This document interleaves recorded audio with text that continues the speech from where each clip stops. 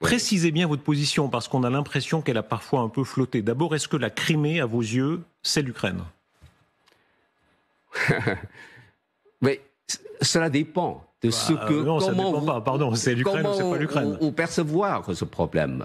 Ouais. Mais il y a l'histoire.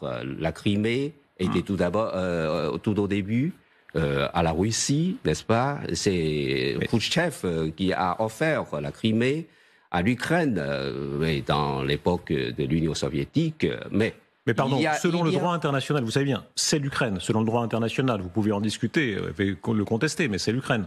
Sur le droit international, même ces pays ex-Union soviétique, ils n'ont pas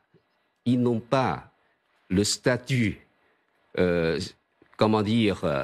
effectif dans le droit international, parce qu'il n'y a pas d'accord international pour concrétiser leur statut d'un pays souverain. Vous avez l'air de dire que l'ordre des frontières tel qu'il est né de la chute de l'Union soviétique, à vos yeux, n'est toujours pas réglé. Mais maintenant, il ne faut pas,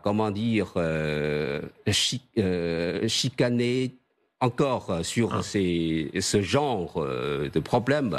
Maintenant, le plus urgent est d'arrêter, réaliser le cessez-le-feu, d'arrêter. La Crimée, il faut quand même se mettre... Si on amputait une partie de la Chine et on disait... Pardon, on chicane. Non, on chicane pas. C'est quand même une question très grave du point de vue des Ukrainiens, évidemment.